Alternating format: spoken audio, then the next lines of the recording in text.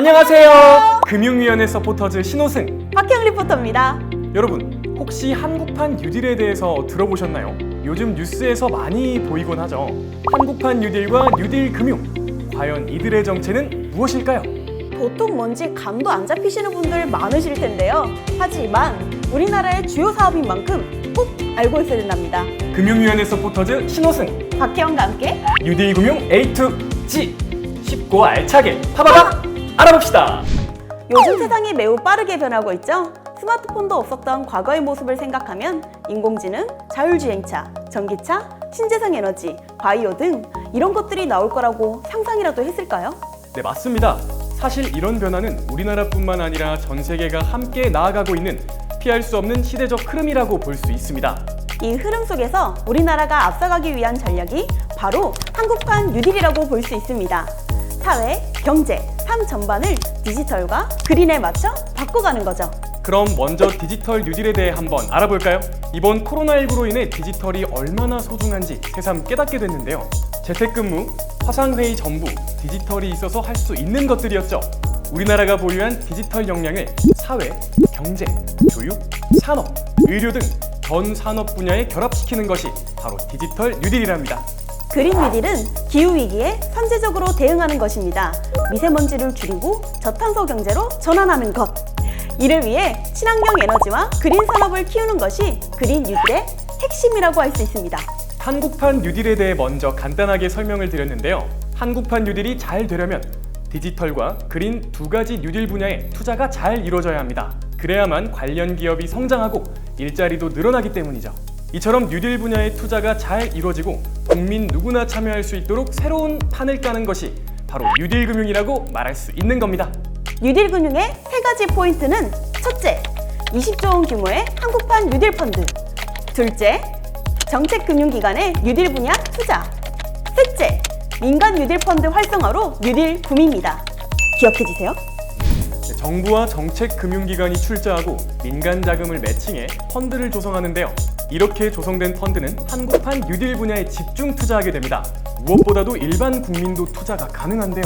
어떤 분야에 투자하는지 많이 궁금하실 것 같아서 준비해봤습니다.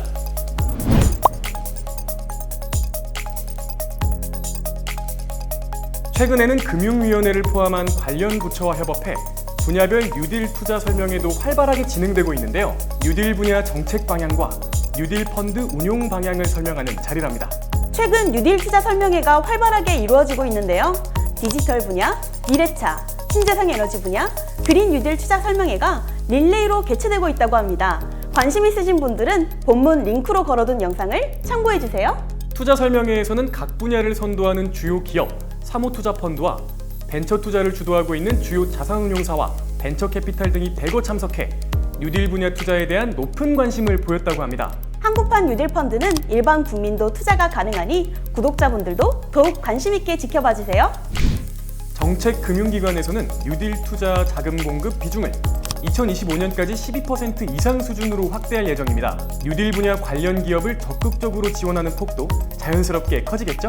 이를 위해서 혁신을 선도하는 기업 1000곳을 발굴해 종합적인 금융 지원을 해드릴 예정입니다.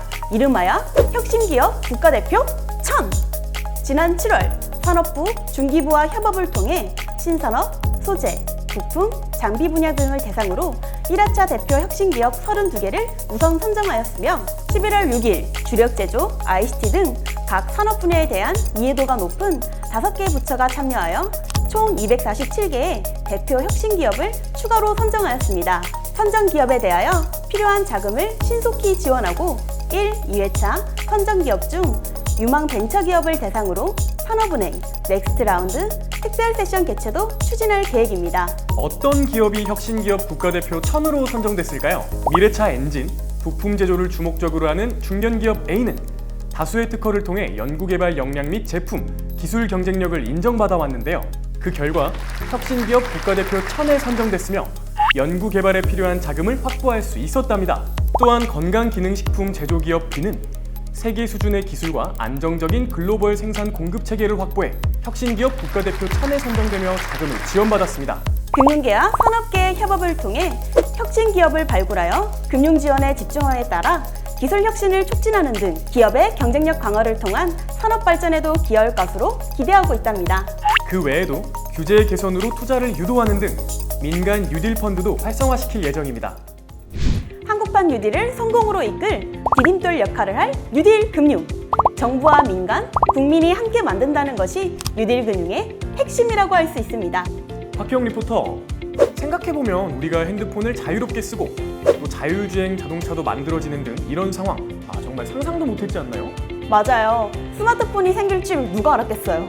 지금 생각해보면 너무 신기한 것 같아요. 이렇듯 우리 미래는 얼마나 더 혁신적으로 바뀌어 있을지 궁금해집니다. 우리나라가 그 흐름을 선도할 수 있으면 정말 좋겠는데요. 한국판 뉴딜이 경제, 사회 패러다임을 전환하는 국가적 프로젝트인 만큼 그 새로운 도약의 중심이 뉴딜 금융이 될 수 있도록 금융위에서도 열심히 노력할 예정이랍니다. 추격형 경제에서 선도형 경제로, 탄소 의존 경제에서 저탄소 경제로, 불평등 사회에서 포용 사회로 한국판 뉴딜의 성공을 뒷받침하는 뉴딜 금융의 새로운 도약에 여러분도 함께 해주시길 바랍니다.